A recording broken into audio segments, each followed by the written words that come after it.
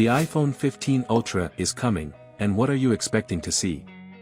An iPhone 14 design but tweaked to make it look different, or a different look none of us expect? And there is only one way to find out, from this video. So sit back, relax, and enjoy the ride. Let's check it out. Design. The iPhone 14 Pro models have flat-sided designs with squared-off edges and surgical-grade stainless steel designs with a frosted glass back. As for the iPhone 14 models, you will get rounded corners with a beautiful curved design and an aerospace-grade aluminum design with a glass back. All these designs are classy and very comfortable to hold and use. The only problem here is how heavy the stainless weighs and how likely the aluminum will scratch easily. You may have a point. I have a point! iPhone 15 rumors suggest only the Pro models will feature a thinner and more curved bezel. While the iPhone 15 models will look like the iPhone 14 models with flatter edges, an aluminum frame, and a glass back. Noted. Apple is expected to use titanium rather than stainless steel because it is lightly weighted and highly resistant to scratch. The Dynamic Island is making an appearance again but with a different twist. Dynamic Island. The iPhone 14 and 14 Plus came with a notch for aesthetics and doubles as a signature mark for Apple's flagship phones. You see the notch and immediately recognize it's an iPhone. Very true.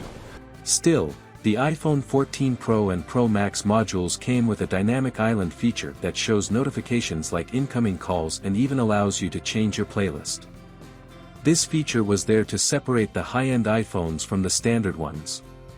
But would limiting the Dynamic Island feature to only the Pro models make it high-end?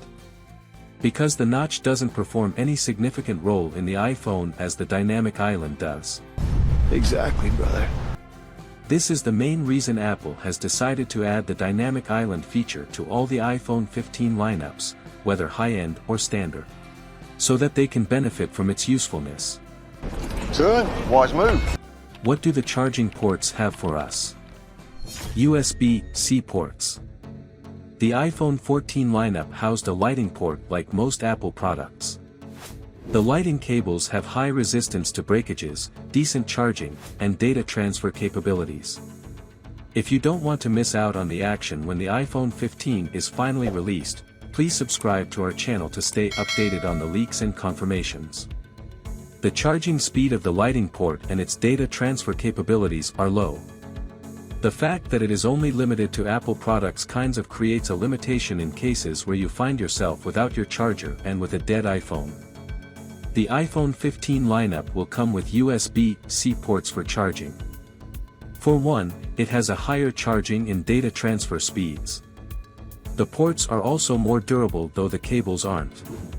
And since most smartphone devices will adopt the USB-C ports for charging, it will be very easy to acquire one and charge your phone no matter where you are.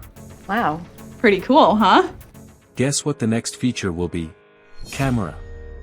The iPhone 14 came with a 12MP primary camera, a larger sensor, a 1.9 micrometer pixel, and a faster f1.7 aperture, meaning you will get better and more vibrant shots even under low lighting conditions.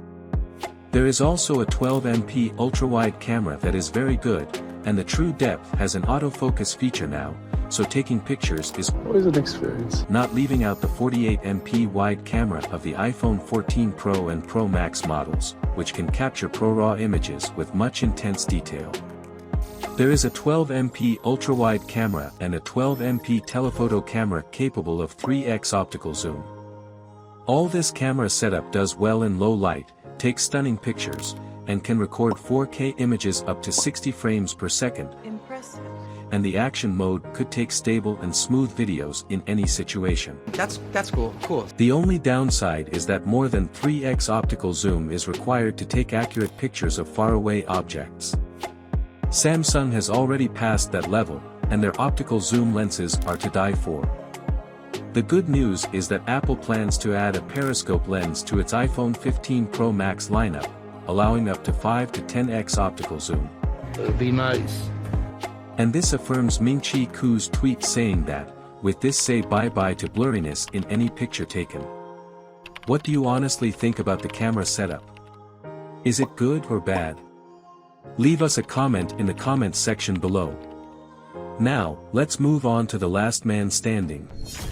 Performance. The iPhone 14 housed the A15 Bionic chip and a 5-core GPU. It can handle video and gaming without a hitch. The 4nm A16 Bionic chip of the iPhone 14 Pro and Pro Max has 2 high-performance and 4 high-efficiency cores and 50% more memory bandwidth on the 5-core GPU. It performs very well on both single and multi-core tasks. Once again, video editing, rendering, and gaming is an excellent job for this chipset. For the A16 Bionic chip to bring you the best performance you seek, it had to make some compromises which caused the phone to overheat and a rapid drain in battery life. The iPhone 15 and 15 Plus models will house the A16 Bionic chip, while the iPhone 15 Pro and Pro Max might feature an A-chip series built on TSMC's 3nm node. According to rumors, this offers a performance increase of about 10 to 15% and a 35% decrease in power consumption. What do you think iPhone 16 has in store for us? Check out our next video to find out. Thank you for watching. If you liked it, please don't forget to subscribe below.